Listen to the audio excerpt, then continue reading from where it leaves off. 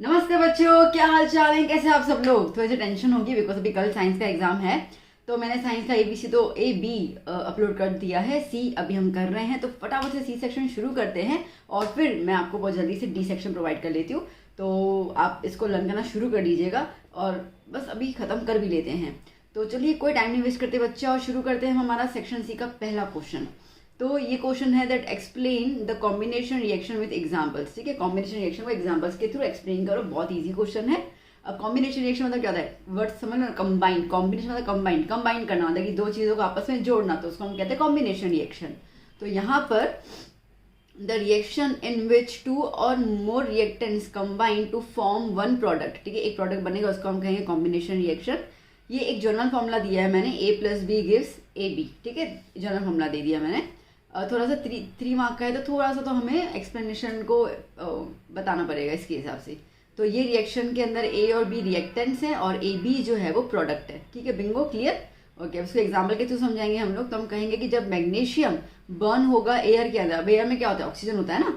तो मैग्नीशियम जब बर्न होगा एयर के अंदर तो वो क्या बनाएगा बच्चा? मैग्नीशियम ऑक्साइड बनाएगा। तो यहाँ पे मैग्नीशियम और ऑक्सीजन क्या हुआ? रिएक्टेंट। और मैग्नीशियम ऑक्साइड क्या हो गया? प्रोडक्ट। रिएक्शन भी आ गया हमारा। ऐसे करके एक और एग्जांपल भी दे सकते हैं हम लोग कि जब कार्बन को आप जलाओगे, बर्न करोगे एयर के अंदर, मतलब कि ऑक्सीजन के अंदर, तो कार्बन डाइऑक्साइड बनेगा। तो यहाँ पे कार्बन और ऑक्सीजन जो है वो मिलके बन गए, वो मिलके कहेंगे रिएक्टेंट, और कार्बन डाइऑक्साइड जो हो गया वो प्रोडक्ट। ठीक है, तो इस तरीके से ये हो गया कॉम्बिनेशन रिएक्शन। डन। चलो नेक्स्ट फटाफट से देख लेते हैं क्या क्वेश्चन है। What is displacement reaction and explain in detail with examples। ठीक है, डिस्प्लेसमेंट रिएक्शन क्या होता है? देखो यार, डिस्प्लेसमेंट रिएक्शन का मतलब ये होता है कि हम एक ऑफर को ठुकरा के दूसरी ऑफर करते हैं। ठीक है, जैसे कि आपकी गर्लफ्रेंड है और आपका एक बहुत बेस्ट फ्रेंड भी है। ठीक है, बट आपके बेस्ट फ्रेंड ने आपकी गर्लफ्रेंड के ऊपर ही टांगा फेर दिया। ठीक है, तो क्या हो गया? उसने आपको आपके रास्ते से हटा दिया और आपकी जगह पर वो आ गया। होता ही है ना, होता ही है। ये मेरी गर्लफ्रेंड लेके चला गया। ठीक है, दैट मीन्स कि वो जो आपकी गर्लफ्रेंड लेके चला गया ना, वो है मोर रिएक्टिव एलिमेंट और आप हो गए लेस रिएक्टिव एलिमेंट। ठीक है, आप अपनी गर्लफ्रेंड आपकी चली गई। ठीक है, तो यहाँ पर जो भी मेटल दूसरे मेटल को रिप्लेस करता है, ठीक है, तो इसके लिए इसको कहते हैं हम लोग डिस्प्लेसमेंट रिएक्शन। दिल पे बात मत लेना, मुझे पता है बहुत सारे लोगों के दिल दुख चुके होंगे इन बातों से, बट सॉरी, कभी कोई सच्चाई होती है। चलिए बैक टू केमिस्ट्री। सो क्या बोल रहा है कि जब एक सॉल्ट सॉल्यूशन आप ले रहे हो जिसके अंदर लेस रिएक्टिव मेटल है, ठीक है, और वो रिएक्ट कर रहा है, मतलब दोस्ती बना रहा है मोर रिएक्टिव मेटल के साथ। ठीक है, तो वो जो मोर रिएक्टिव मेटल है ना, वो उसी को उसकी जगह से हटा देगा। चल बे, ओके, ऐसे करके निकाल देगा और एक नया सॉल्ट बनाएगा, मतलब एक नया रिश्ता बना देगा। ठीक है, तो यहाँ पर जनरल फॉर्मूला क्या है? A plus B C gives A C plus B. अब आप खुद देख सकते हो। ठीक है, ये आपका बेस्ट फ्रेंड आया, इसने आपको हटा दिया, आप अकेले हो गए और आपकी गर्लफ्रेंड के साथ उसने रिलेशन बना दिया। ठीक है, सो यहाँ पर, ठीक है, यहाँ पर इन द इमेजिनरी रिएक्शन ए और बी जो है वो मेटल्स है। ठीक है, बी सी एक कंपाउंड बना। ये वाला मत लिखना, छोड़ दो, ये मत लिखना, ये वाला। ठीक है, काट रही हूँ मैं यहीं पर, मतलब नहीं है। चलो फॉर एग्जाम्पल पे आ जाओ। एग्जाम्पल में ऐसा है कि when iron nail is dipped in copper sulphate solution. ठीक है, जब आयरन नेल को हम कॉपर सल्फेट सॉल्यूशन में डालते हैं तो कॉपर सल्फेट सॉल्यूशन का कलर होता है ब्लू। ठीक है, तो जब आयरन डालते हैं उसके अंदर धीरे धीरे धीरे वो कॉपर को हटा देगा और खुद उसकी जगह पे आ जाएगा और कलर जो बन जाएगा वो ब्लू से बन जाएगा ग्रीन कलर। ठीक है, because of the ferrous sulphate. तो याद कर लेना यहाँ पर एक चीज, ये आपको एमसीक्यूज वगैरह में भी 1 मार्क पे पूछ सकते हैं। Okay, what is the colour of the ferrous sulphate? Light green. What is the colour of the copper sulphate? Blue. ठीक है, ये सब चीजें याद करो। जरूरी नहीं है कि आपको डिट्टो डिट्टो जो क्वेश्चन में पूछा जाए, तो ये सब चीजें तो आपको ध्यान देनी होती है यहाँ पर। सो कॉपर सल्फेट सॉल्यूशन में इसके लिए अगर कोई सिर्फ मेरा आवाज़ म्यूट करके, ठीक है, सिर्फ ये देखेंगे कि चलो आंसर है, रटाफिकेशन कर ले, लर्न कर ले, हाँ okay go for it. But कई बार ना हम हमारे एक्सप्लेनेशन में बहुत सी चीज़ें और ऐड ऑन करते हैं जो शायद हमने लिखी भी नहीं होती है, तो सुनना ज़रूरी है, एक बार पूरा लेक्चर सुनना ज़रूरी है। ठीक है, तो कॉपर सल्फेट का कलर होता है ब्लू। ओके, जब वो रिप्लेस हो जाएगा वहाँ से Fe के साथ, Fe आ गया SO4 के साथ, तो वो बन जाएगा ग्रीन कलर। ठीक है, तो कॉपर क्या हो गया? कॉपर जो है वो ब्राउन कलर के फॉर्म में नीचे डिपॉजिट होता हुआ दिखेगा। इट्स अ सॉलिड ना, तो नीचे आपको ब्राउन कलर के पार्टिकल्स नजर आएंगे, मतलब वो आयरन नेल के ऊपर। लगा हुआ, ठीक है। तो इस तरीके से कलर चेंज हो गया। तो बाय द कलर चेंज, आपको पता है कि केमिकल रिएक्शंस को हम कलर चेंज के थ्रू पहचान जाते हैं। तो ये because of the colour change हम बोल सकते हैं कि केमिकल रिएक्शन हुआ है, और वो भी कौन सा रिएक्शन, डिस्प्लेसमेंट रिएक्शन। चलिए नेक्स्ट क्वेश्चन बहुत जल्दी से, what is mean by the reactivity और the activity series of metals and arrange the metals in decreasing order. ठीक है, अब बहुत सीधी सी बात है, अपन डिस्प्लेसमेंट जो बोला ना वही चीज़ यहाँ पे आ रही है।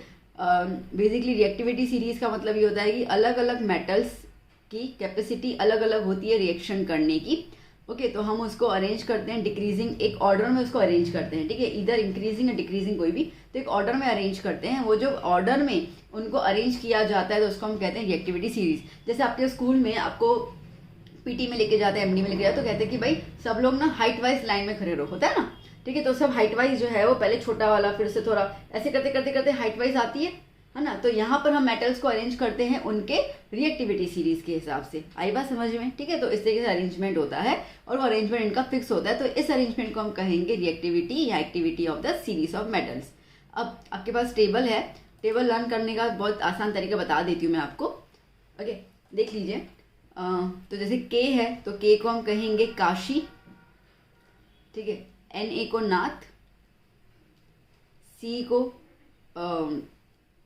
का, ओके, माली एम जी का, ओके, आलू, जरा, जारा नहीं है, जारा नहीं, लड़कियां लड़कियां, जारा मत समझना, जरा, ओके, फीके, पकाता है, कौन है, सीयू में क्या लिखोगे, कौन है, आगे आओ, ठीक है। देखो, काशीनाथ का माली आलू आलू जरा फीके से पकाता है, कौन है, आगे आओ, बन गया ये, ठीक है। तो पूरी की पूरी आपकी सीरीज फटाफट मुंह से लर्न हो जाएंगी। अब आपको सिंबल्स तो पता है, ये 9th में भी किए होंगे आपने। तो जो ऊपर वाले हैं they are the most reactive elements, फिर जो बीच में आते हैं एल्यूमिनियम से लेकर, ठीक है, ये जो होते हैं ये मॉडरेट रिएक्टिव होते हैं, और सबसे कम रिएक्टिव हाइड्रोजन के नीचे वाले जो होते हैं वो they are the least reactive, ठीक है। डन बेटा। चलिए next question, what is ionic compound. Ionic compound क्या होता है और उसका प्रिपरेशन बताना है, किसका, सोडियम क्लोराइड का। साथ ही साथ हमें 4 प्रॉपर्टीज बताने हैं आयोनिक कंपाउंड्स की, ठीक है, बता देते हैं, हमने क्या मना किया। सो आयोनिक कंपाउंड का मतलब क्या है, वो कंपाउंड जो आयंस से मिलके बनता है उसको हम कहते हैं आयोनिक कंपाउंड, ठीक है। वो कंपाउंड जो आयंस, अब आयंस मतलब क्या होता है, अपोजिट चार्ज, एक प्लस चार्ज एक माइनस चार्ज है, ठीक है। तो अपोजिट चार्ज से मिलके जो बनता है, जो एक दूसरे की तरफ अट्रैक्ट होते हैं और एक कंपाउंड बना लेते हैं, that is known as the ionic compound. Example हम ले रहे हैं यहाँ पे सोडियम क्लोराइड का, ठीक है। अगर स्पेसिफाई किया हो तो लिख देना, नहीं भी स्पेसिफाई किया तो फिर भी यही लिख देना, ठीक है, और कुछ नहीं आएगा। तो प्रिपरेशन में हम लोग क्या कर रहे हैं कि सोडियम क्लोराइड के लिए हम ना सोडियम मेटल को कंबाइन कर रहे हैं हम लोग। हाईलाइट्स देखते जाना मैं किस किस को लगा रही हूँ, ठीक है। सोडियम मेटल को हम कंबाइन कर रहे हैं क्लोरीन के साथ, तो हम लोग को एक आयनिक कंपाउंड मिल जाएगा, दैट इज सोडियम क्लोराइड। अब देखो, सोडियम और क्लोराइन का पहले हम लोग इलेक्ट्रॉनिक कॉन्फ़िगरेशन देख लेते हैं। तो सोडियम का नंबर है 11 और Cl का नंबर है 17। तो कॉन्फ़िगरेशन कैसे लिखते हैं, 281 और ये 287, ठीक है। अब देखो, बेसिकली सोडियम के पास, ओके, सोडियम के पास 1 इलेक्ट्रॉन है और क्लोरीन के पास 7 इलेक्ट्रॉन है, ठीक है। सोडियम अपना 1 इलेक्ट्रॉन आराम से निकाल सकेगा और क्लोरीन उसका 1 इलेक्ट्रॉन ले लेगा, ठीक है। तो पीछे उन दोनों के क्या हो जाएंगे, 8 इलेक्ट्रॉन आ गए। इनका देखो, इनका ये जो होता है ना इलेक्ट्रॉन ट्रांसफर करना, दैट मीन्स कि मोक्ष की प्राप्ति, ठीक है। जैसे हम लोग पैदा हुए हैं तो जानना तो भगवान के पास ही है ना, मोक्ष, तो हम जो भी करेंगे मोक्ष के लिए करेंगे, ठीक है। अभी तो क्या सिनेरियो बदल चुका है, but the point is that कि मोक्ष की प्राप्ति, तो इनको मोक्ष की प्राप्ति कब मिलती है, जब इनके पीछे 8 नंबर होता है। तो सोडियम जो है वो 1 इलेक्ट्रॉन दे देगा। देखो नीचे की तरफ सोडियम के पास 281 है, उसने 1 इलेक्ट्रॉन दे दिया तो 8 आ गया, मतलब कि ये मोक्ष के द्वार पे चला गया।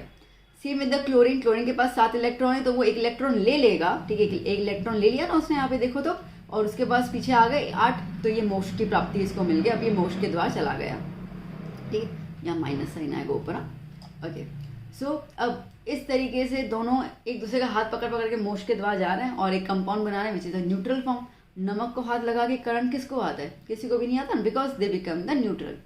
सो कॉम्बिनेशन रिएक्शन में क्या हो गया, सोडियम और क्लोरीन एटम आपस में रिएक्ट करते हैं और अपने इलेक्ट्रॉन्स को उन्होंने ट्रांसफर कर लिया, okay. They transfer the valence electrons. Valence का वर्ड, वैलेंस का मतलब होता है आउटर मोस्ट, जो लास्ट में 1 और 7 है ना, उसको वैलेंस इलेक्ट्रॉन्स कहते हैं। तो सोडियम Na+ में कन्वर्ट हो गया और Cl माइनस में कन्वर्ट हो गया, और इनके बीच में एक अट्रैक्शन फोर्स आ गया। तो इस तरीके से आप उसको प्रेजेंट करके जाओगे। तो सोडियम ने 1 इलेक्ट्रॉन दिया, तो इसके लिए उसके ऊपर 1 डॉट है। Cl के पास 7 इलेक्ट्रॉन थे, इसके लिए वो, और यहाँ पर इसने अपना 1 इलेक्ट्रॉन यहाँ पे ट्रांसफर कर लिया, तो 288 आ गया। तो Na+Cl गिव्स यू NaCl, या तो फिर प्लस माइनस में आयोनिक बॉन्ड। ठीक है, प्रॉपर्टीज क्या है भैया इसकी? तो इसकी प्रॉपर्टी बड़ी शानदार है। नमक को देखा है आप लोगों ने, नमक कैसा होता है? खुरदरापन होता है, तो खुरदरेपन को हम कहते हैं क्रिस्टलाइन सॉलिड। ओके, ये इसकी मेल्टिंग पॉइंट और बॉइलिंग पॉइंट काफ़ी हाई होती है।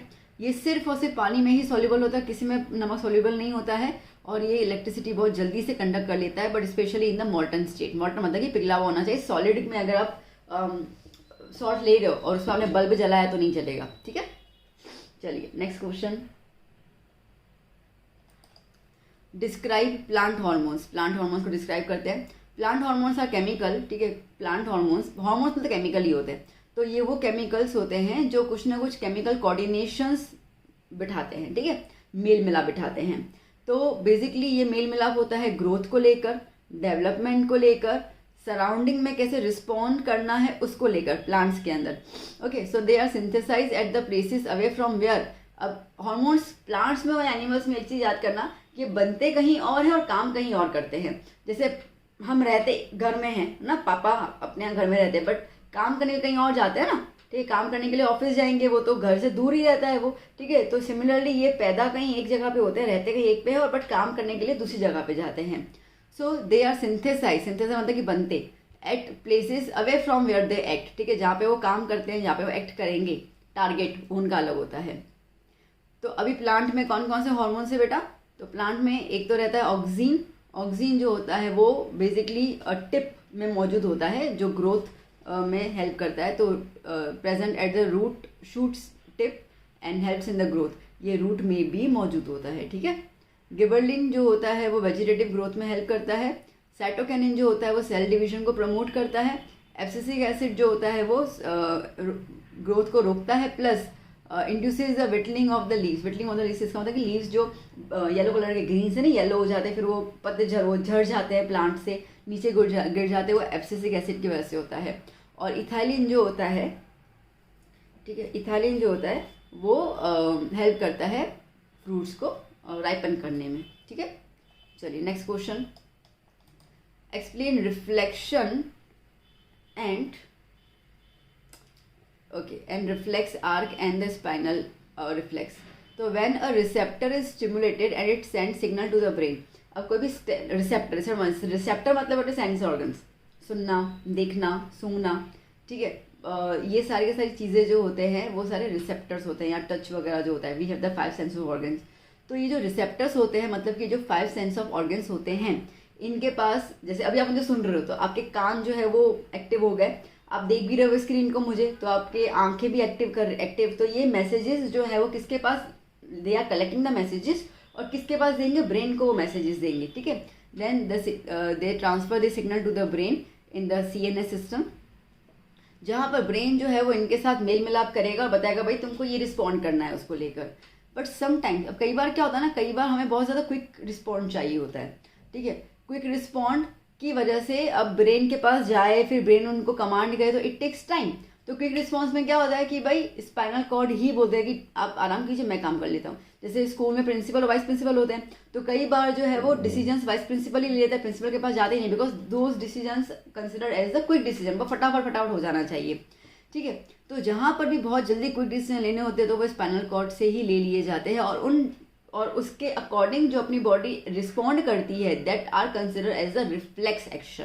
ठीक है, जैसे आप साइकिल चला रहे हो, आप गाड़ी चला रहे हो, आप जा रहे हो और सडनली मिट्टी आपकी आंख में आ गई, या कंकर थोड़ा सा आपकी आंख में आ गया, तो हमारी आंख से पानी आना शुरू होता है। ठीक है, तो ये बहुत जल्दी से रिस्पॉन्ड हुआ, हमारी आंख ने रिस्पॉन्ड किया आंसू गिराने का, जिसके वजह से वो जो पत्थर या जो भी मिट्टी थी वो बाहर निकल जाए। ये ब्रेन का वेट नहीं किया, उसने ब्रेन क्या बोलेगा, ठीक है, तब मैं करूँगा। तो that is considered as a rapid actions या रिफ्लेक्स एक्शंस।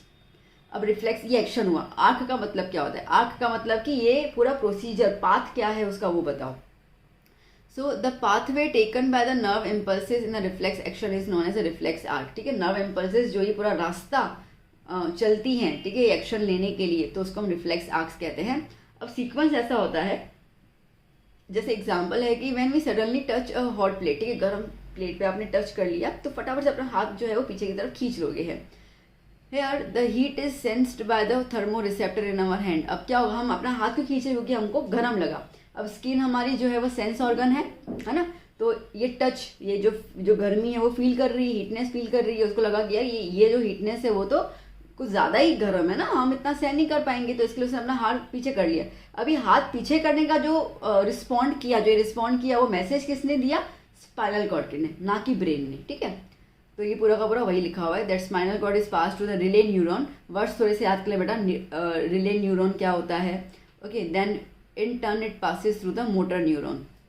देखो जैसे इसको चुबा, ठीक है, ये चुबा मैंने हाथ यूँ कर लिया, तो जब ये चुबा ना तो तब ये मैसेज जो है वो यूँ पूरा जाएगा मेरे स्पाइनल कॉर्ड में। स्पाइनल कॉर्ड में रिले न्यूरॉन है, मतलब कि वहाँ पे वो मैसेज थोड़ी देर के लिए रुकेगा और फिर वो रिले न्यूरॉन जो है वो मेरे हाथ को मैसेज देगा। अब जो जिस नसों को मैसेज देगा उसको हम लोग कहते हैं मोटर नर्व्स, ठीक है। तो फिर मेरा हाथ जो है वो अपने आप को हटा देगा उस पिन से, ठीक है। इस तरीके से पूरा होता है। So motor neuron transmit the impulse to the muscle of the arms, और इस तरीके से आर्म कॉन्ट्रैक्ट हो जाएगा, pulls and we can pull our hand, ठीक है, बस सिंपल। चलिए next question, state the properties of the animal hormones, ठीक है। एनिमल हार्मोन्स के प्रॉपर्टीज बताओ, अभी प्लांट के देखो, एनिमल के देखो। एनिमल हार्मोन्स के अंदर जो कंपाउंड्स होते हैं, केमिकल कंपाउंड्स, वो स्पेसिफिक होते हैं, ठीक है। जैसे कि पिट्यूटरी ग्लैंड स्पेसिफिक एक हार्मोन रिलीज करेगा, थायराइड स्पेसिफिक करेगा, एड्रिनल्स मतलब स्पेसिफिक टारगेट्स उनके होते हैं। अब हार्मोन्स होते क्या हैं, वो जो प्लांट में है वही होते हैं ना, they are the chemical coordinators, ठीक है। वो मेल मिलाप बनाते हैं बॉडी का रिस्पॉन्ड कैसे करना है और स्टिमुलस के सामने। सो उस तरीके से हम जो भी एक्शन होता है, ठीक है, तो उस तरीके से जो है वो अपना एक्शन हम शो करते हैं। जैसे ये लगा तो हटा देना, ठीक है। उसके अलावा जैसे अगर समझो कि आपके सामने कुत्ता भौं भौं भौं भौं भौं भौं करता आ रहा है, ठीक है, तो आप डर गए कि अब तो ये वो काट ही देगा, तो क्या करोगे आप, फटाक भागोगे, ठीक है। वो तो भागने का जो रिस्पॉन्स एक्शन करो ना भागने का, ठीक है, तो आप वो जो भागने का जो एक्शन करोगे वो खुद नहीं कर सकते हो, ये आपको एड्रिनल ग्लैंड जो है वो बोलेगा भाई तू भाग वरना जाएगा काम से, ठीक है। तो इस तरीके से मैसेजेस आते हैं। अब मैसेज भेजेगा कौन, एड्रिनल ग्लैंड ने बोला तो सही कि भाई तू भाग, बट किसके थ्रू बोलेगा, ब्लड के थ्रू, ठीक है। So they are transported the messages through the blood. ये क्वांटिटी बहुत कम होती है, ठीक है, इससे ज़्यादा भर भर के केमिकल्स नहीं निकलते, तो थोड़ी सी क्वांटिटी बहुत हो जाती है, ओके। सो हाइपर सिक्रेशन, अब अगर कभी भी ज़्यादा सीक्रेट हो गया, ज़्यादा निकल गया या काफ़ी कम निकला, तो हमारी बॉडी के अंदर कुछ ना कुछ डिसऑर्डर्स हो जाते हैं, कुछ ना कुछ चेंजेस हो जाते हैं, ठीक है, बदलाव आ जाते हैं, हम नॉर्मल नहीं दिखते हैं फिर। अब नेक्स्ट क्वेश्चन उसी पर ही है कि डिसऑर्डर्स बताओ कि कौन कौन से डिसऑर्डर्स होते हैं हार्मोनल इम्बैलेंस से। देखो हार्मोनल इम्बैलेंस से जैसे जायंटिज्म आ जाओ, जायंट, ठीक है। तो अब जब ज़्यादा ग्रोथ हार्मोन सीक्रेट होता है तो इतना लंबा इंसान हो जाता है, ठीक है, तो इसके वजह से उसकी the height becomes extremely tall. अगर कम जीएच निकलता है, ग्रोथ हार्मोन अगर कम निकलता है तो ड्रॉफिज्म आ गया, ठीक है, बोना जिसको हम कहते हैं, 1.5-2 फुट का, इस तरीके से हो जाता है, एक्सट्रीमली शॉर्ट। ग्वाइटर की बात करते हैं तो अगर हमारे खाने में आयोडीन की कमी होती है तो आयोडीन जो है वो किससे बनता है, वो बनता है थायरोक्सिन से, ठीक है। तो गला जो पूरा फूल जाएगा, स्वेलन हो जाएगी, ठीक है, तो बीमारी आ जाएगी। अगर हमारे पेंक्रियास में इंसुलिन सही तरीके से नहीं बन पाता है तो हमारा शुगर लेवल बॉडी में इंक्रीज हो जाएगा और हमें डायबिटीज़ हो जाएगी, ठीक है। चलिए नेक्स्ट क्वेश्चन जल्दी से देख लेते हैं हम लोग। How does the sensitive plant detect the touch and how do the leaves move in response, ठीक है। सेंसिटिव प्लांट जो है वो टच कैसे फील करता है, क्योंकि ब्रेन तो उसके पास है नहीं, ठीक है। तो प्लांट जो आपने देखा हो ना, छुई मुई, ठीक है, मेरे को छूना मत, ऐसे वाला प्लांट, तो आप उसको यूँ छुओ ना तो यूँ खुद सिकुड़ जाता है, तो उसको कैसे पता चल रहा है कि मुझे सिकुड़ना है, क्योंकि उसके पास ब्रेन तो है ही नहीं। तो ये जो सेंसिटिव पार्ट है, टच बी नॉट प्लांट जिसको हम कहेंगे, वो लिटरली रिस्पॉन्ड करता है टच का, ठीक है। अब जैसे मैंने कहा कि इसके पास नर्वस सिस्टम तो नहीं है, ना ही इसके पास मसल टिश्यू है, तो किस तरीके से करता है, तो if we touch the leaves, हम उसके लीव्स को टच करते तो फटाफट से वो फोल्ड हो जाते हैं, ओके। तो यहाँ पे क्या है ना इंस्टेड ऑफ स्पेशलाइज प्रोटीन और मसल सेल्स, प्लांट्स अपना शेप चेंज कर लेते हैं। अब कैसे शेप चेंज करेंगे, बहुत सिंपल सी बात है। प्लांट के अंदर लीफ है ना, लीफ में पानी तो होता ही है, ठीक है, तो क्या होता है ना कि पूरा पानी है, ये पूरा लीफ है, ठीक है, पानी है। अब आपने इसको यहाँ से यूँ टच किया ना, तो ये पूरा का पूरा पानी जो है वो एक तरफ आ जाएगा, ये पूरा का पूरा पानी एक तरफ आ गया, तो ये वाले जो लीव्स है उसमें कोई पानी बचा नहीं तो मुरझा जाते हैं, मुरझा कर वो उसके ऊपर ओवरलैप कर लेते हैं। तो इसको हम लोग कहते हैं कि वो मैं कह रहा है कि टच मी नॉट, क्योंकि हम उसको टच कर रहे हैं तो वो हमसे दूर जा रहा है, ठीक है। इस तरीके से पूरा वो बनता है। So the folding and drooping of the leaves, so this consider as a sensitive detects the touch, ठीक है। इस तरीके से हम लोग बोल सकते हैं कि प्लांट के अंदर भी कुछ रिस्पॉन्स होता है रिगार्डिंग दैट। रिस्पॉन्स होकर बहुत सारे करते हैं प्लांट्स। ना what is fusion and explain the types of fusion. देखो फ्यूजन का मतलब सिंपल है, फ्यूजन मतलब टूटना, ठीक है। टूट टूट के नए नए ऑर्गेनिज्म में ग्रो करना, उसको हम कहते हैं फ्यूजन। बेसिकली ये सिर्फ और सिर्फ यूनिसेलुलर ऑर्गेनिज्म ही करता है, जैसे हम बात करते हैं। और दूसरा ये होता है एसेक्सुअल रिप्रोडक्शन के अंदर दो टाइप के फ्यूजन्स होते हैं, बाइनरी फ्यूजन और मल्टीपल फ्यूजन। बाइनरी फ्यूजन के अंदर क्या होता है, एक सिंगल सेल जो है, ठीक है, एक सिंगल सेल जो है वो डिवाइड हो जाएगा दो डॉटर सेल्स के अंदर, ठीक है। तो उसको हम कहेंगे सिंपल। फिर ये एक सिंगल सेल बाकी के दो में डिवाइड हो गया, ठीक है। ये एक सिंगल सेल बाकी के दो में डिवाइड हो गया। इस तरीके से 2 से 4, ठीक है, लाइक 1 से 2, 2 से 4, 4 से 8, इस तरीके से बनते जाएंगे। एग्जाम्पल में अमीबा, पैरामीशियम, यूग्लिना ले सकते हो। मल्टीपल फ्यूजन में भी यही होता है, बट सिर्फ फ़र्क इतना होता है कि मल्टीपल फ्यूजन में एक ना बाउंड्री बनी होती है और उसके अंदर 1 से 2 बनेंगे, ठीक है, 2 से 4 बनेंगे, ऐसे करते करते करते बन जाते हैं। और फिर जब ये बाउंड्री टूट जाती है, इसको हम सिस्ट कहते हैं।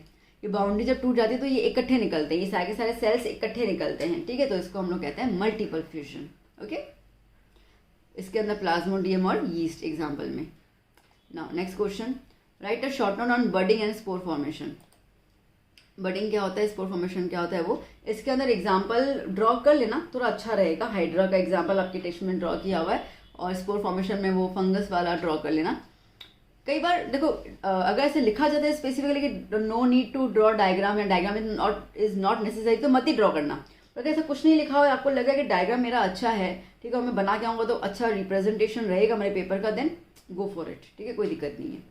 कई बार क्या होता है ना, डायग्राम के मार्क्स मतलब आपका कहीं पे आधा कुछ रॉन्ग भी होगा ना, तो आपको वहाँ भी मार्क्स मिल जाएंगे, तो आपके मार्क्स कटते नहीं है यहाँ पे, ठीक। तो बडिंग जो है वो एक टाइप का एसेक्सुअल रिप्रोडक्शन है, माफ़ कीजिएगा, ओके। अब इसके अंदर क्या होता है ना, इसके अंदर जो इंडिविजुअल की बॉडी होती है, ठीक है, जैसे हमने देखा है हाइड्रा का, तो ये पूरा हाइड्रा, ठीक है। अब यहाँ पे ये इसकी बॉडी है, तो एक जगह पे बॉडी के एक पार्ट पे सेल्स जो है वो ग्रो हो जाएंगे और बॉडी का वो वाला पार्ट जो है वो स्वेलअप हो जाएगा, ठीक है। फिर वो वाला बॉडी का पार्ट जो है वो नीचे नए हाइड्रा में जो है वो बन जाएगा। जब भी नया वाला हाइड्रा मैच्योर हो जाएगा तो वो अपने आप पापा के मतलब उसके पेरेंट के वहाँ से वो डिटैच होकर नया हाइड्रा खुद बना देगा, ठीक है। तो दैट इज सिमिलर, जिसको हम कहते हैं बडिंग प्रोसेस। तो ये जो सूजा हुआ पार्ट था ना उसको बड कहा जाता है, that is consider as a budding. Spore formation के अंदर क्या होता है, देखो स्पोर्स जो होते हैं they are very microscopic units, ठीक है, बहुत ज़्यादा छोटे होते हैं, दिखते ही नहीं है बेसिकली।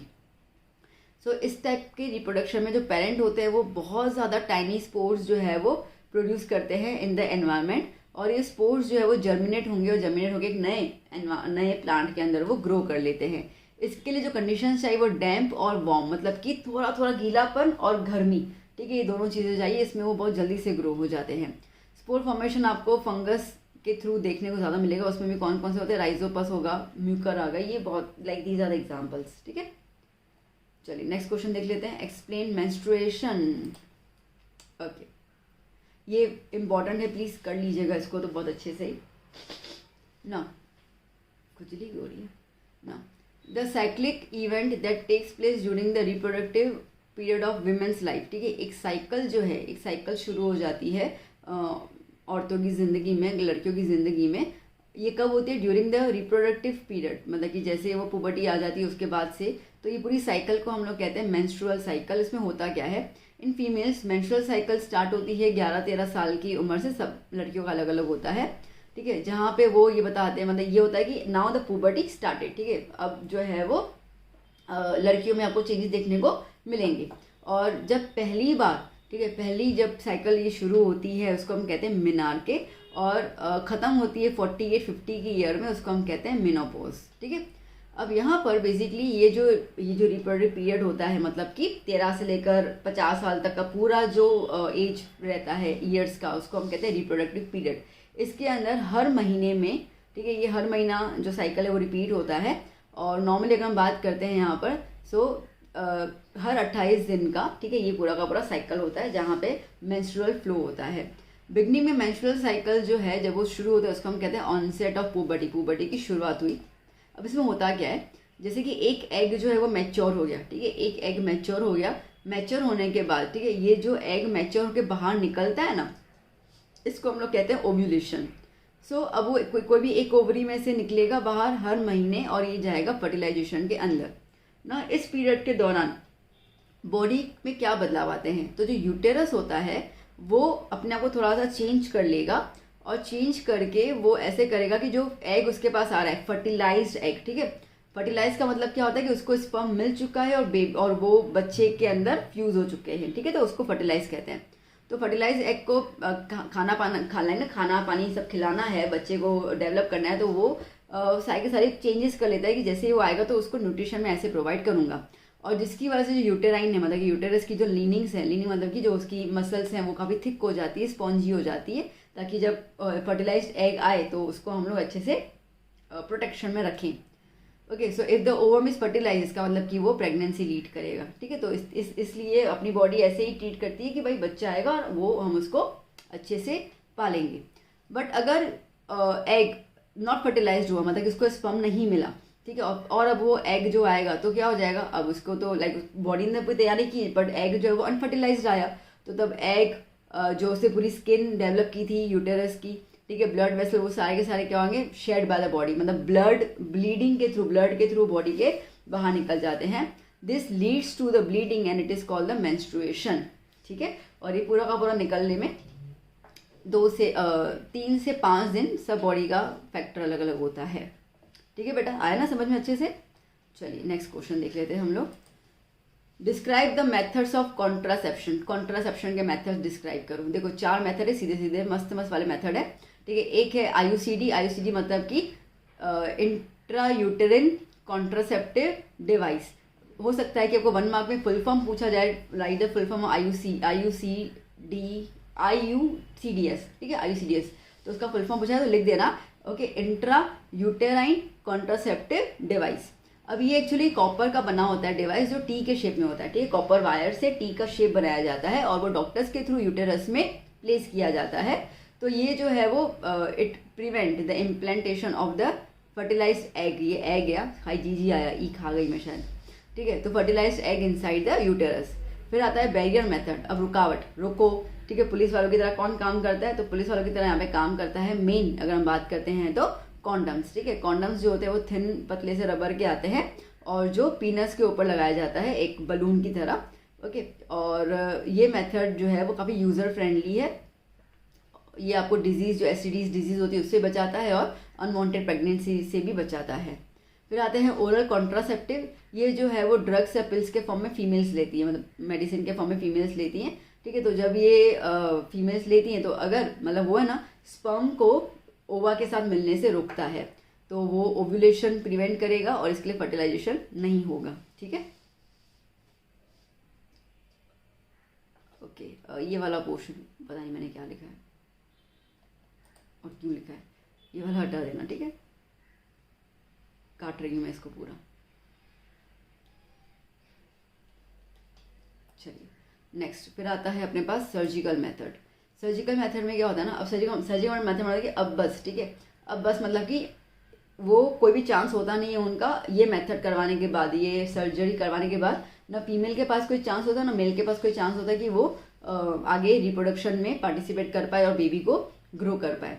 तो यहाँ पे क्या होता है ना, जैसे कि अपन बात करते हैं तो मेल के अंदर जो वास्ट डिफरेंस होता है स्पर्म डक्ट, ठीक है, वो काट दिया जाता है और फिर ज्वाइन कर लिया जाता है अलग अलग, ठीक है। सिमिलरली फेलोपियन ट्यूब जो होता है फीमेल में उसको भी काट दिया जाता है बाय द डॉक्टर, सीधी सी बात है। इन मेल्स ये काट दिया जाता है, ब्लॉक कर दिया जाता है ताकि स्पर्म्स जो है वो ट्रैवल नहीं कर पाए, इसको हम कहते हैं वेसिकोटॉमी, है ना, याद कर लेना, टर्म्स याद करना बेटा बहुत इंपॉर्टेंट है।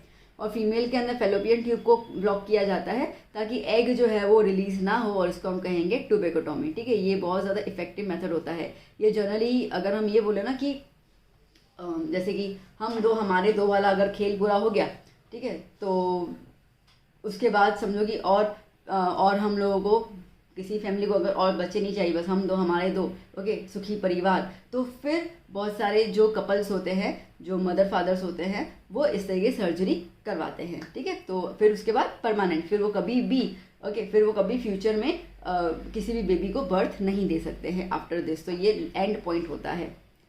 चलिए next question, what is refraction and write the laws of refraction. देखो रिफ्रैक्शन मतलब क्या होता है, it is nothing but the change in the direction of light when it passes from one transparent medium to the another, ठीक है। एक medium से जब लाइट दूसरे मीडियम में जाती है तो अपना डायरेक्शन चेंज कर लेती है। इस डायरेक्शन चेंजिंग प्रॉपर्टी को हम लोग कहते हैं रिफ्रैक्शन।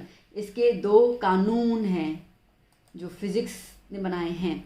सबसे पहले इंसिडेंट रे, रिफ्रैक्टेड रे और नॉर्मल, ये सब के सब एक ही लाइन में या एक ही प्लेन में लाई करेंगे तो पपलू वाला है। दूसरे में, ठीक है, दूसरे के अंदर याद करना एंगल ऑफ इंसिडेंस और angle sine of angle of refraction, इसको जब आप रेशियो में लेते हो, ठीक है, एक पर्टिकुलर कलर, जैसे ये रेड कलर ट्रैवल हो रहा है, येलो ट्रैवल हो रहा है, तो वो स्पेसिफिक कलर अगर बात करते हैं तो वो एक आपको फिक्स वैल्यू देंगे, फिक्स रेशियो देंगे, ओके, उसको हम लोग कहते हैं रिफ्रैक्टिव इंडेक्स।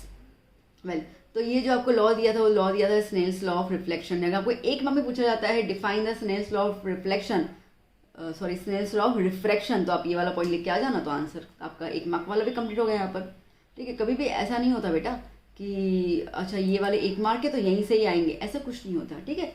आपको हर छोटी छोटी पॉइंट्स याद करनी पड़ती हैं।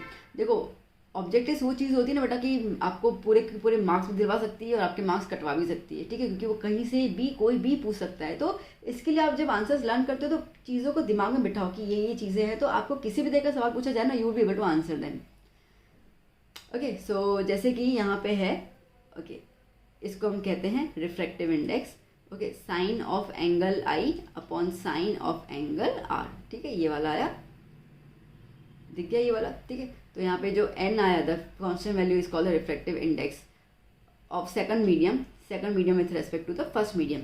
बदलाव सेकंड मीडियम में दिखेगा, पर फर्स्ट मीडियम कैसा था उस पर उसका बदलाव दिखेगा। इसके लिए और जो रिफ्रैक्टिव इंडेक्स होगा वो सेकंड मीडियम का हम देखेंगे with respect to the first medium. Next question, write a short note on power of lens, ठीक है। अब बेसिकली पावर ऑफ लेंस का मतलब क्या होता है, लेंस की कितनी क्षमता है, ओके, एफिशिएंसी मतलब क्षमता है लेंस की, कितना वो कन्वर्ज कर सकता है, कितना वो डाइवर्स करता है लाइट को, ठीक है, लाइट को कितना वो फैलाएगा या लाइट को कितना वो एक साथ जोड़ेगा। तो एक लेंस की कितनी ज़्यादा कैपेसिटी होती है उसको हम लोग कहते हैं पावर। पावर जो होता है इसको हम लोग एक और तरीके से डिफाइन कर सकते हैं, मेन तो ये डेफिनेशन है, that is the reciprocal of the focal length, ठीक है। फोकल लेंथ जितना कम, पावर उतना ही ज़्यादा। तो फोकल लेंथ जो होता है उसके रेसिप्रोकल को हम बोलते हैं पावर। तो ये रहा फॉर्मूला, पी डायोप्टर इसका यूनिट होता है, और याद करना फोकल लेंथ हमेशा इसके अंदर मीटर में लेना होता है, गलती मत करना।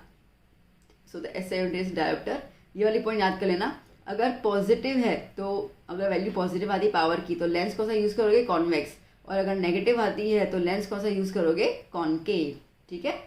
चलिए नेक्स्ट क्वेश्चन, ओके, क्या बोल रहा है यहाँ पर, a concave lens has a focal length of 15 centimetre. कौन सा लेंस है भैया, concave.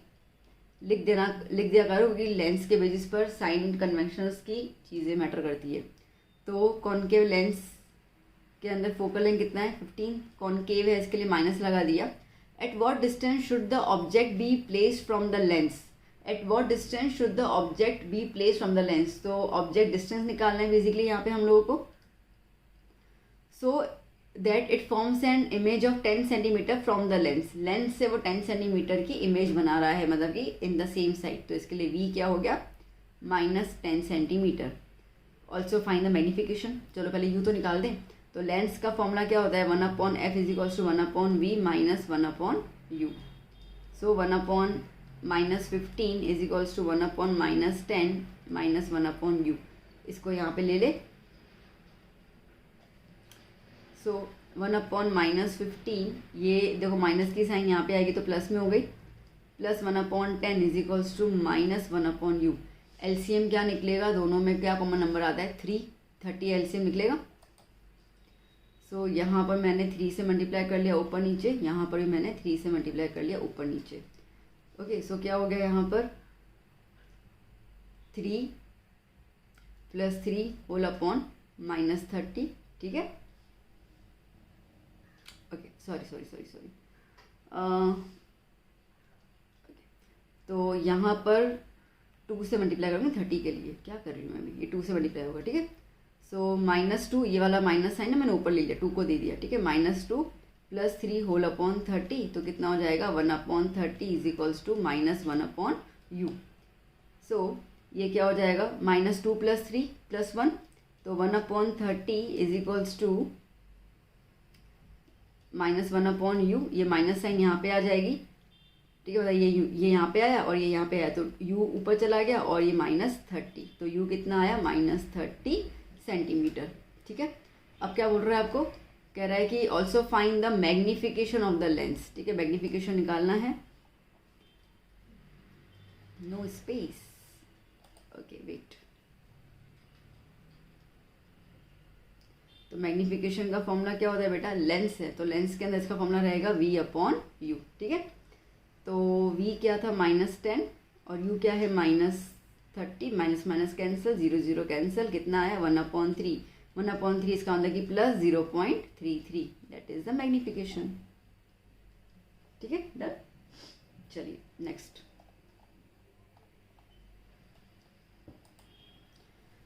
Explain magnification by mirror, explain करना है। देखो पहली बात तो आप समझो कि मैग्निफिकेशन का मतलब क्या होता है। Magnification can be defined as the extent to which the image appears bigger और smaller in comparison to the original object, ठीक है। ये ऑब्जेक्ट है, अगर मैं इसको प्लेन मिरर में देख रही हूँ तो मुझे सेम नजर आएगा, ठीक है। अगर मैं इसको कॉन्वेक्स मिरर में देखूंगी तो अलग नजर आएगा, कॉन्केव में देखूंगी तो अलग नजर आएगा, छोटा बड़ा, ठीक है।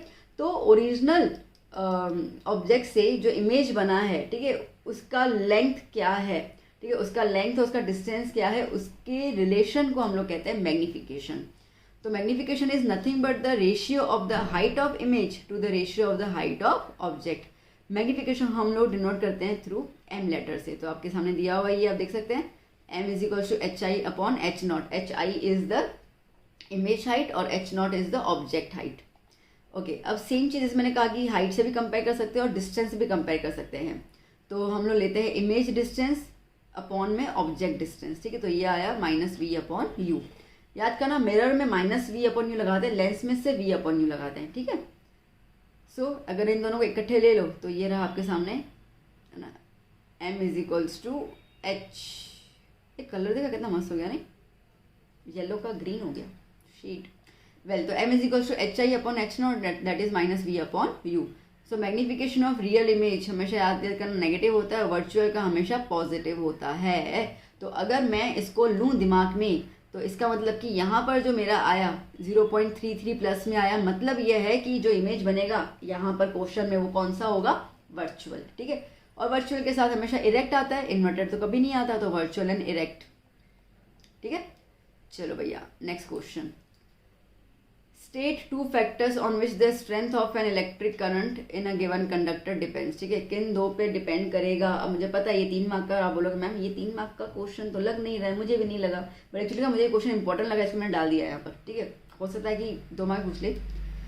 सो क्या फैक्टर्स है, मतलब कि state 2 factors on which the strength of an electric current in the given conductor depends, ठीक है। इलेक्ट्रिक करंट का स्ट्रेंथ किस पे डिपेंड करता है, सबसे पहले उस पर डिपेंड करेगा पोटेंशियल डिफरेंस के ऊपर। पोटेंशियल डिफरेंस मतलब V, अगर V बढ़ता जाएगा तो I बढ़ता जाएगा। ओम्स लॉ याद है ना, क्या होता है, V is equals to IR। तो अगर like they both are direct proportional, तो V बढ़ता जाएगा तो I बढ़ता जाएगा। तो एक तो उस पर डिपेंड करता है, दूसरा डिपेंड करता है रेजिस्टेंस के ऊपर। अगर रेजिस्टेंस कम होगा तो करंट ज़्यादा होगा। बात समझ में आई, ठीक है। तो इन दो पे वो डिपेंड करेगा। चलो फिर देखते हैं नया नेक्स्ट क्वेश्चन क्या बोल रहा है भैया। Give reasons why different electrical appliances are connected in parallel with battery, ठीक है। तो अप्लायंसेस को पैरेलल कनेक्शन में ही क्यों ज्वाइन किया जाता है, आपको ऐसा क्वेश्चन पूछ सकता है। आपसे ये पूछ सकते हैं कि डोमेस्टिक के अंदर हम लोग सीरीज कनेक्शन क्यों नहीं यूज़ करते हैं। आपको ये पूछ सकते हैं कि डोमेस्टिक के अंदर हम लोग पैरेलल कनेक्शन में क्यों जाते हैं। तो इस क्वेश्चन को इस तरीके से 3 तरीके से पूछ सकते हैं, आंसर तो ये आएगा। तो क्या बोल रहा है कि पैरेलल सर्किट के अंदर if one electric appliance stop working due to some defect, ठीक है। अगर कोई डिफेक्ट की वजह से एक अप्लायंस जो है वो बिगड़ जाता है तो दूसरा अप्लायंस जो है वो काम करना नहीं रुकेगा, ओके, वो चलता ही रहेगा। पैरेलल सर्किट के अंदर each electric appliance has its own switch, ठीक है, खुद का एक अपना स्विच होता है जिसको आप टर्न ऑन एंड ऑफ कर सकते हो, जिसमें दूसरे अप्लायंसेस का कोई भी मैटर नहीं होता है, ठीक है। आज अपने लाइट का और अपने फैन का अलग अलग स्विच होता है ना, तो आपने जब लाइट ऑन की तो ज़रूरी नहीं है फैन भी ऑन हो जाएगा, वो तो होता ही नहीं है, ठीक है। हाँ, बट कई बार होता है ऐसे क्रॉस कनेक्शन हो जाता है, कई बार ऐसे इलेक्ट्रिशियन ना कर लेते हैं, ठीक है, एक साथ दोनों को ज्वाइन कर लेते हैं, फिर आप लाइट ऑन कर दो पंखा भी चालू हो जाता है। किसी किसी घर में डिफेक्ट होता ही है, घर वगैरह कहीं देखा ही होगा आप लोगों ने। Each electric appliance get the same voltage, ठीक है, यहाँ पे ये होता है कि सबको वोल्टेज सेम मिलता है और सबका वोल्टेज यहाँ पे सेम होता है, तो जो भी वोल्टेज अपना मेन रहता है ना, वैसे 220 वोल्ट ही मिलता है हम लोग को इंडिया के अंदर।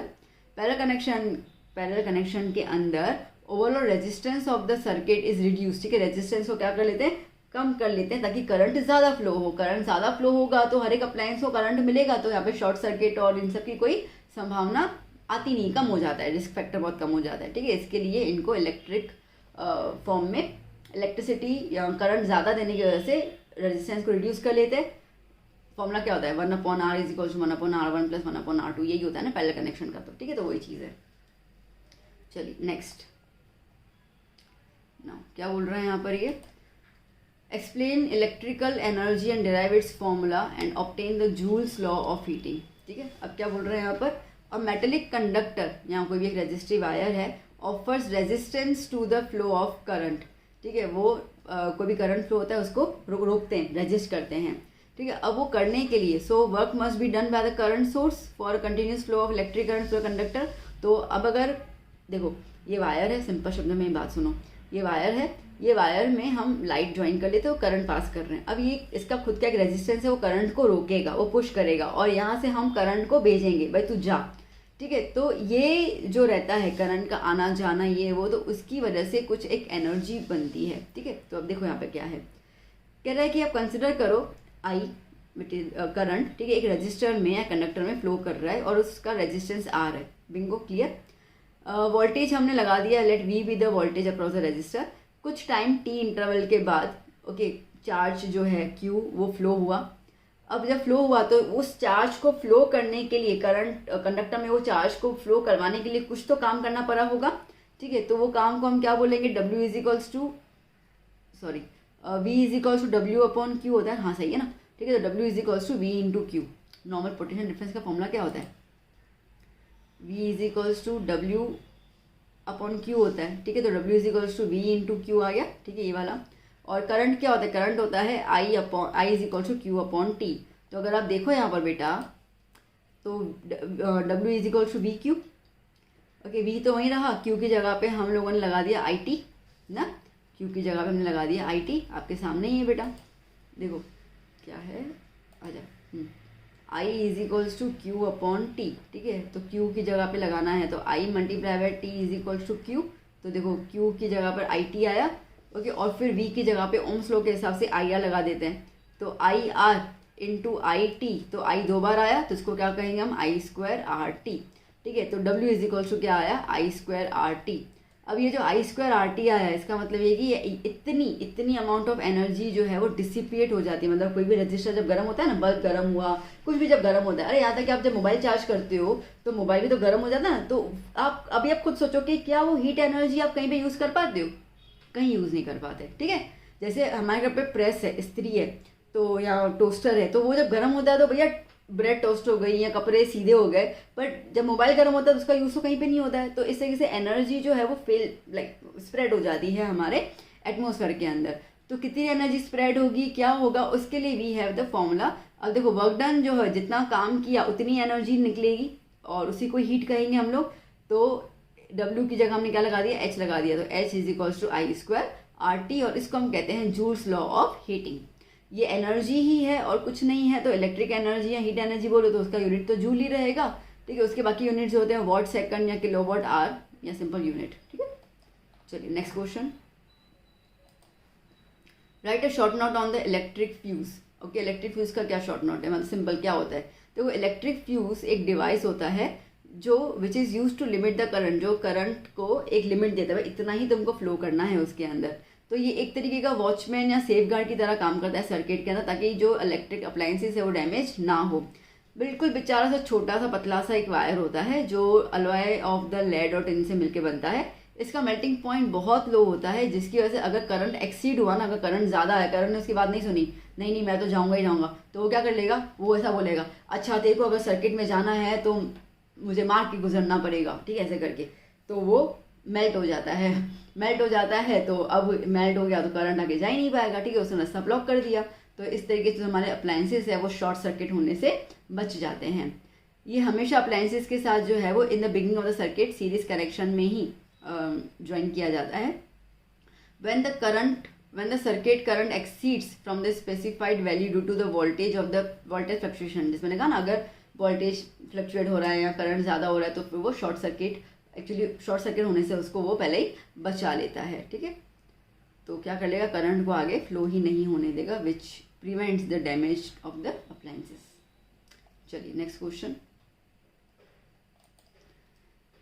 N electric refrigerator rated power कितना है बेटा, 400 watt, operates 8 hours per day.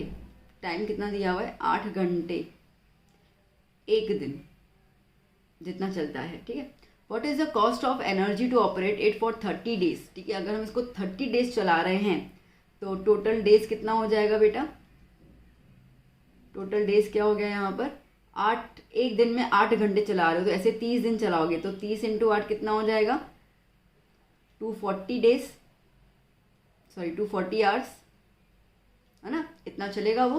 तो कह रहा है कि अगर वो 30 दिन तक आप उसको लगातार चलाते हो तो कितना कॉस्ट होगा, अगर ₹3 पर किलोवाट आवर जितना कॉस्ट, मतलब 1 किलोवाट आवर जो है उसका रुपया 3 है, आपको 3 पे करने हैं, तो 30 दिन के लिए आपको उसको जब चलाओगे तो आपको कितना पैसा खर्च करना पड़ेगा वो हमें बताओ, ठीक है।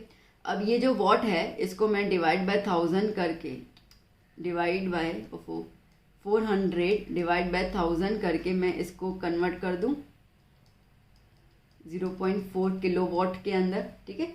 अब फॉर्मूला क्या होता है, power is equals to work done upon time. Power कितना हुआ 0.4, हमें वर्क डन निकालना है, वर्क डन निकालेंगे तो एनर्जी पता चल जाएगी ना, फिर तो अपन काउंट कर सकते हैं। तो work done upon time, time कितना हुआ 240, ठीक है। तो कितना हो जाएगा 0.4 मल्टीप्लाई बाय 240, तो 4/10 मल्टीप्लाई बाय 240, 0 0 कैंसिल, 4 4 जा 16, 96 किलोवाट आवर, कितना हुआ 96 किलोवाट आवर। अब इसका अपन को कॉस्ट निकालना है। Now cost is equals to 1 kilowatt hour का प्राइस कितना है 3 रुपये, तो 96 मल्टीप्लाई बाय 3 कर लो, 3 6 18, 1 कैरी 28, कितना आया 288 रुपीज़ आपको बिल पे करना पड़ेगा, ठीक है। Next, okay, explain with figure refraction through the rectangular glass slab, ठीक है। ग्लास स्लैब का रिफ्रैक्शन हमें बताना है। अब क्या होता है ना बेटा, on entering into the glass medium light ray bends, क्योंकि लाइट आ रही है एयर से और ग्लास के अंदर जा रही है, तो ये हुआ, ये पूरा एयर का जो है वो रेयर मीडियम और ग्लास में जा रही है that is a denser medium. तो जब भी लाइट रेयर से डेंसर मीडियम में जाती है तो वो बेंड होती है ना, ठीक है। तो वो क्या हो जाएगी, वो बेंड होगी टूवर्ड्स द नॉर्मल, ओके।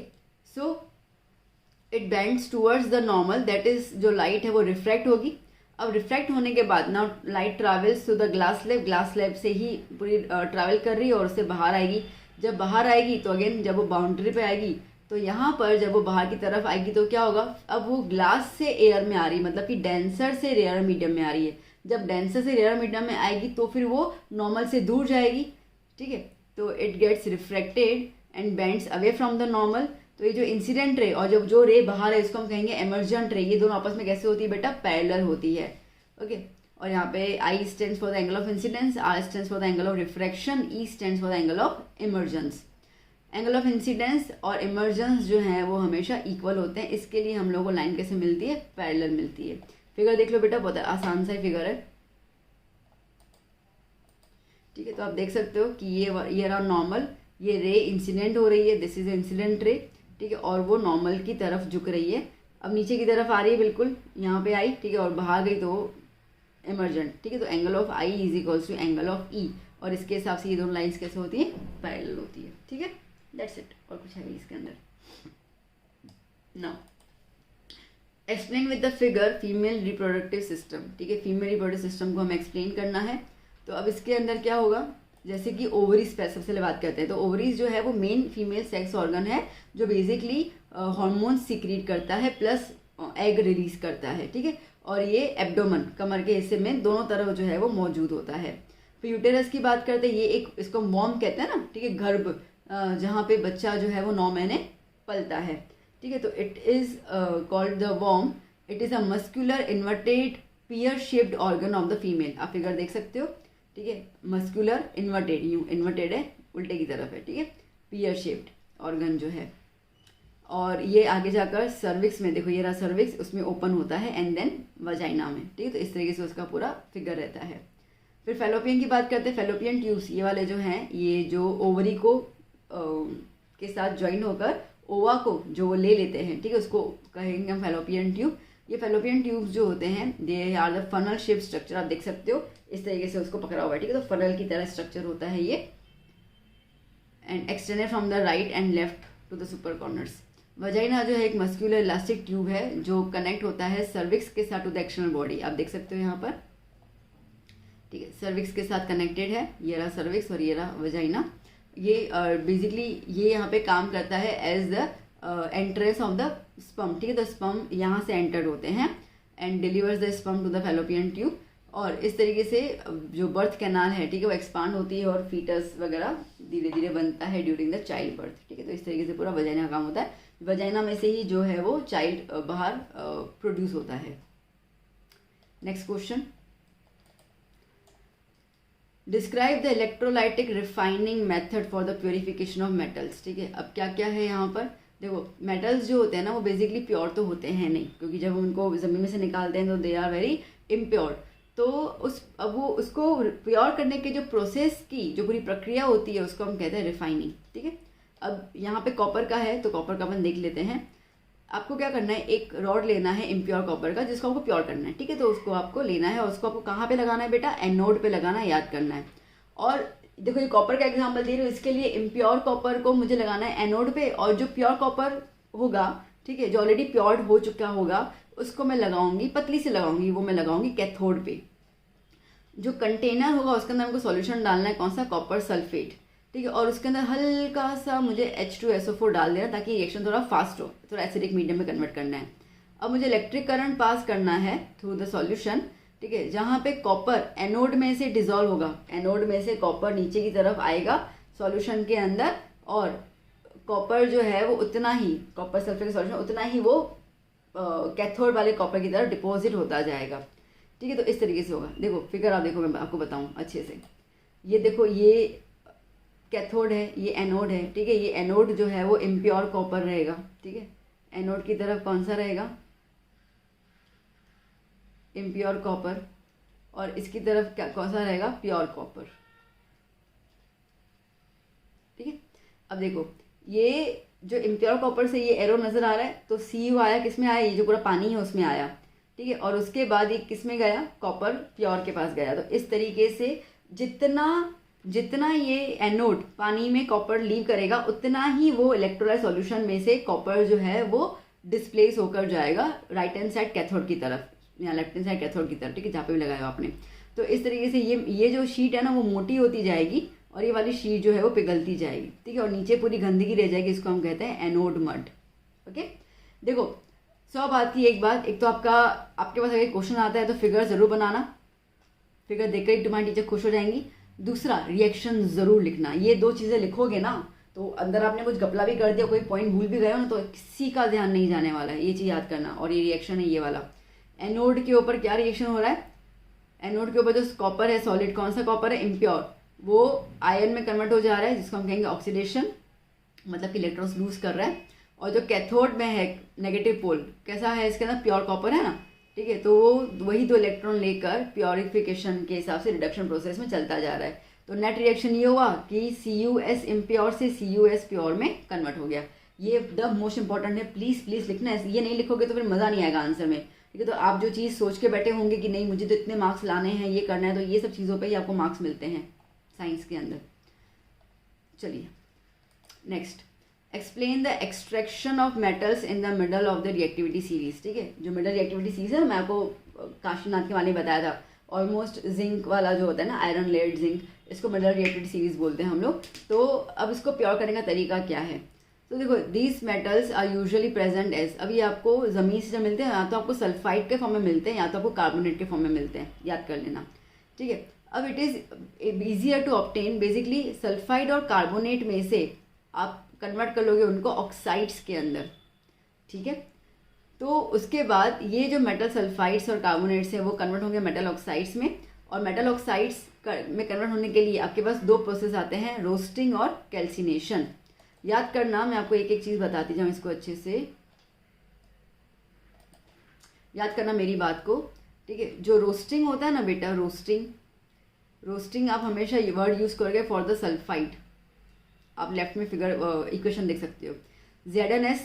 ठीक है, उसके साथ हमने हीट किया उसको और हमें क्या मिल गया, ZnO मिल गया, तो सल्फर हट गया और ऑक्साइड के फॉर्म में आ गया मेटल ऑक्साइड। सिमिलरली कैल्सिनेशन आप यूज़ करोगे फॉर द कार्बोनेट।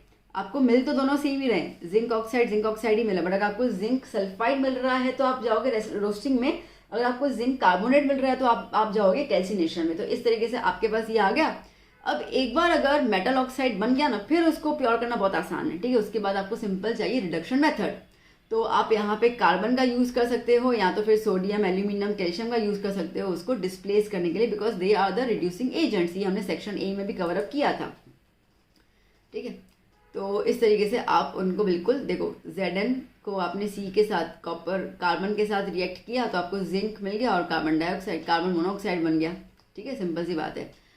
जैसे कि मैंगनीज डाइऑक्साइड है, मैंगनीज डाइऑक्साइड को हमने हीट किया किसके साथ, एल्यूमिनियम के साथ हीट किया। ओके, तो आप देख सकते हो ये एल्यूमिनियम का भी आपको एग्जांपल लिखना है। ओके, चलिए नेक्स्ट क्वेश्चन। ये क्या हो गया, वेट, हाँ बेटा, ओके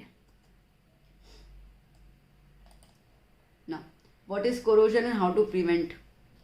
ना, कोरोजन का सिंपल मतलब है धीरे धीरे मेटल का डिग्रेड होना। ठीक है, मेटल का ख़त्म होना। ओके, जैसे कैंसर कैसे होता है, किसी भी इंसान का कैंसर होता है तो धीरे धीरे उसकी मौत होती है ना। ठीक है, तो सिमिलरली एक मेटल की जो मौत होती है वो कोरोजन से होती है, जो धीरे धीरे होती है। ये कब होता है, जब मेटल मॉइस्चर और एयर के कांटेक्ट में आता है तो एक ऑक्साइड की लेयर बना देता है खुद के ऊपर। ठीक है, और ये धीरे धीरे लेयर जो है वो मेटल को अंदर ही अंदर खाती जाती है, तो इसको हम कहते हैं कोरोजन। अगर यही चीज़ आयरन पे होती है तो इसको हम कहते हैं रस्टिंग। ठीक है बेटा, अब प्रिवेंट करने का क्या तरीका है, तो देखो सिंपल सी बात है, आप पेंट, ग्रीस, मतलब ऐसी चीज़ लगा दो जो ऑक्सीजन के कांटेक्ट में आने से उनको रोके। उसके अलावा एक होता है गैल्वेनाइजेशन प्रोसेस। बेसिकली जो जिंक मेटल है ना वो हम लोग आयरन के ऊपर, जैसे आयरन है तो ये आयरन के ऊपर समझो ये जिंक है, तो आयरन के ऊपर मैंने यूँ जिंक वाला, ठीक है, तो ये पूरा आयरन है और इसके ऊपर मैंने जिंक का यूँ कोटिंग कर दिया, तो अब ये आयरन सिक्योर्ड हो गया। अब इसके ऊपर कोई भी लेयर ऑक्साइड की आएगी नहीं, तो इस प्रोसेस को हम कहेंगे गैल्वेनाइजेशन। ओके, वैसे जिंक भी कोरोड होता है बट इतना ज़्यादा नहीं होता, तो वो खुद ही प्रोटेक्शन दे देता है, तो कोई टेंशन नहीं आती। ठीक है, रस्टिंग को हम प्रिवेंट कर सकते हैं उसके अलावा अलॉय बनाकर। ठीक है, अलॉय जैसे कि आप देख लो कि क्रोमियम और निकल आपने ऐड कर लिया आयरन के साथ, तो आपको क्या मिल जाएगा, स्टेनलेस स्टील। ठीक है ना, next question, distinguish between metals and non metals on basis of chemical properties. देखो मेटल्स बेसिक नेचर के होते हैं, नॉन मेटल्स एसिडिक नेचर के होते हैं। ठीक है, ये कभी भी हाइड्रोजन को डिस्प्लेस, मेटल्स हमेशा हाइड्रोजन को डिस्प्लेस करते हैं। हमने देखा ना, acid plus metal give salt plus hydrogen gas. ठीक है, हाइड्रोजन को डिस्प्लेस कर लेते हैं, ये ऐसा कुछ नहीं कर सकते हैं। Metals form chlorides. ठीक है, अगर वो जैसे सोडियम जो है वो क्लोरीन के साथ रिएक्ट हो रहा है तो वो सोडियम क्लोराइड बना गया। ठीक है, वो ऐसे आयोनिक बॉन्ड के थ्रू क्लोराइड के साथ रिएक्ट करते हैं, जबकि नॉन मेटल्स जो है वो क्लोराइड के साथ कैसे रिएक्ट करते हैं, कोवेलेंट बॉन्ड के थ्रू करते हैं। ठीक है, तो इसका एक सिंपल एग्जाम्पल दूँ मैं बेटा, देखो NaCl जो है वो क्या हुआ, आयोनिक, क्योंकि प्लस और माइनस चार्ज है।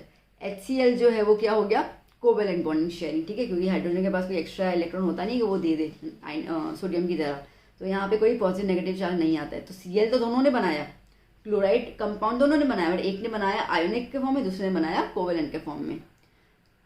मेटल्स जो है वो वाटर में से हाइड्रोजन को डिस्प्लेस कर सकते हैं और ये ऐसा कुछ भी नहीं कर सकते हैं। ठीक है, चलिए next question, explain the thermite equation, thermite process. ठीक है, सो थर्माइट का क्या होता है, बेसिकली जो आयरन ऑक्साइड होता है ना, आयरन ऑक्साइड, उसको हम लोग रिड्यूस करते हैं आयरन के अंदर, ठीक है, बाय द एल्यूमिनियम, तो उसको हम कहते हैं थर्माइट रिएक्शन। ये बहुत ज़्यादा आग निकलती है उसके अंदर, इसके लिए इसको हम एक्सोथर्मिक रिएक्शन बोलते हैं। इसका मेन इक्वेशन लर्न कर लीजिएगा, Fe2O3, ठीक है। Fe2O3 के साथ आपने Al को रिएक्ट किया तो आपको क्या मिल गया, Fe मिल गया और Al2O3 बन गया, ठीक है। तो Fe जो है वो आपको एक प्योर आयरन के फॉर्म में मिल जाता है, ओके। तो ये जो रिएक्शन है ना, उसको हम लोग यूज़ करते हैं to join the railway tracks या वेल्डिंग के लिए, या तो कोई मशीन के पास जब क्रैक ब्रेक हो जाते हैं तो इसी रिएक्शन का यूज़ करके उनको जोड़ा जाता है। चलिए next question and the last question, define minerals ore and gangue, ठीक है। मिनरल क्या होते हैं, तो mineral are the naturally occurring compound जो आपको मिलते हैं, और जो है these are the minerals from which an element can be extracted easily and profitably, ठीक है।